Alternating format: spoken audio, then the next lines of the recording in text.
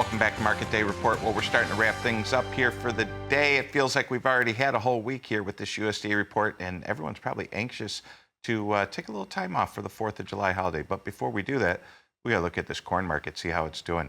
Corn was almost unchanged, but now SEP corn 405 and a quarter, down 4. December corn, all eyes on that December contract. We're going to harvest those bushels, and from what I hear, there's a good crop out there. 421 and a quarter, down 4 and a quarter in December corn. Soybeans seeing a little better strength from where they were this morning versus where they are now. August soybeans 10.29, down 3/4 of a penny. September soybeans 10.18, 3/4, up a half. Look at that. November soybeans 10.27 a quarter, ring the bell, up a quarter cent. Amazing how when we're in a little bit of a bear market, how these little victories of rallying off the lows make us excited here. Let's head to Chicago to the Board of Trade. Chicago Board of Trade wheat having a nice day. SEP Board of Trade 545 and a half, up 7 and a quarter. December Board of Trade wheat 565 and 3/4, up 5 and 3/4. A lot of carry in that market. Let's see maybe over the next few days if that March and May could start heading back towards $6.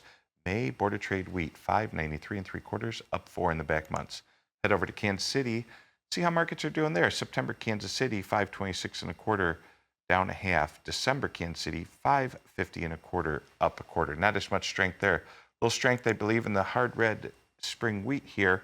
Not in the hard red, but in spring wheat. Minneapolis, see what we have. SEP 624 and 3/4, up 4 cents. A little bit of strength there. December 642 and a half. Last but not least, let's look at cotton. Cotton market's hanging in there. That July, not a lot of liquidity there as that is expiring. October cotton 67.66, down a few. December cotton 67.88, down 25. Not a lot of action there.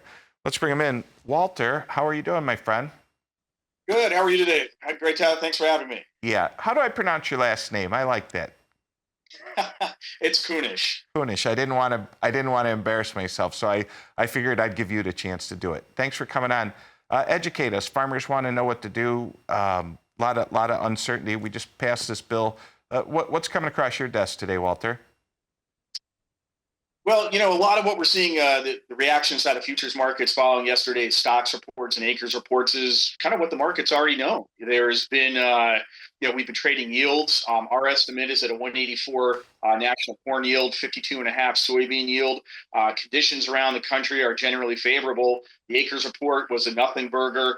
And right now, we're, for farmers, we're telling them, kind of be passive. You had the opportunity, the setup to protect against losses heading into planting season. And if you kind of missed out on that, on hedging some of your crop, well, we're advising right now just neutrality.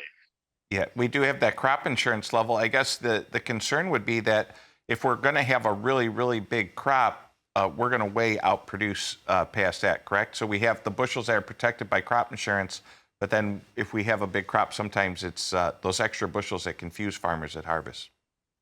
That's 100% right. I mean, the insurance point, allows producers right now, to see the crop through a year, and but at the same time, like we're also advising our producers, like, look, you got to be patient, meaning that the financial markets are not the crop market, or not the crop markets, and vice versa.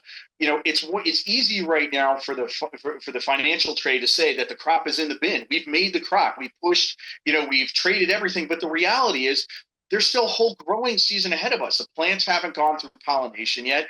And despite the fact that there's been favorable weather, temperatures could spike. We could see a dry out. There are a lot of upside risks. And we advise our producer clients, whether it's corn, whether it's wheat, whether it's cotton, to use those opportunities to talk with your advisors, look at what your P&L is, look at what your break even are, and try to set hedge levels. Yeah. And Walter, you talk about those risks. All of a sudden, North Dakota, Minnesota became Tornado Alley. What's going on with your weather there? Beautiful outside, hence the short sleeve shirt today.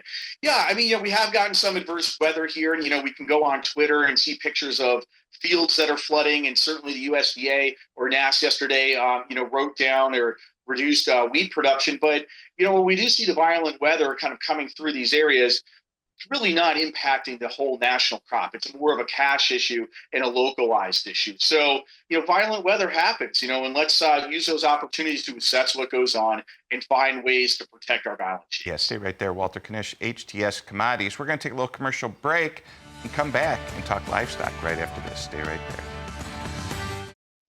Welcome back to Market Day Report. Excited to look at these prices here.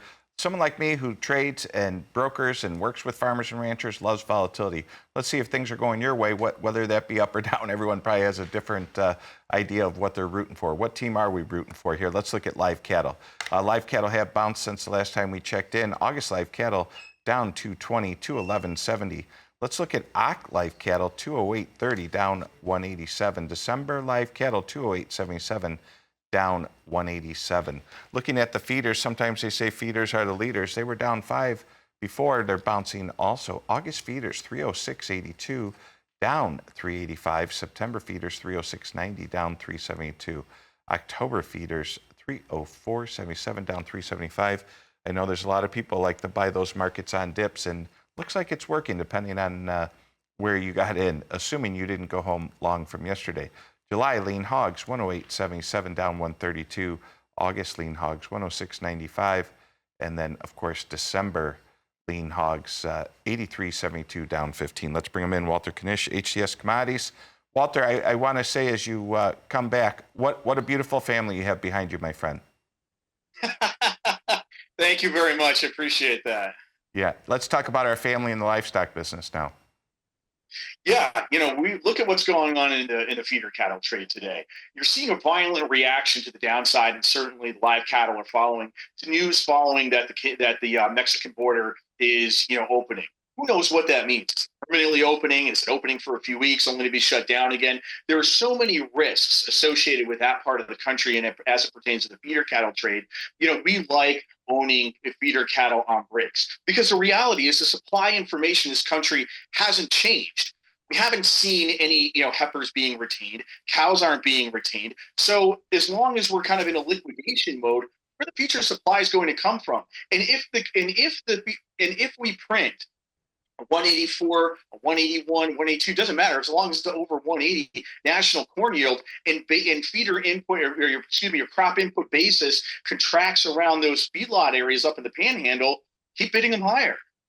Yeah, and the nothing changed from yesterday, even though we were down $5, except for that news. We didn't create any more cattle. I mean, yes, there's going to be a few coming over the border, but the numbers are so small and the time of it. And like you said, we may let them over, and then 2 weeks from now be like, now we changed our mind, correct?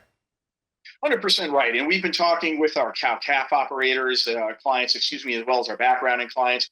And we're telling them, just be patient. Don't trade the noise, which feeder cattle are a big technical trade. There's not a lot of information about what future supplies are. They know what their supplies are. Our ranching clients know that they're not retaining heifers, or if they are, it's in very small amounts. So be patient. And when we do see price appreciation, again, work with your advisor to try to set some hedges. Walter, I couldn't have said it better myself. Walter Knish with HTS Commodities, come to us from up north, right? Yeah. Great stuff, as always. Great information.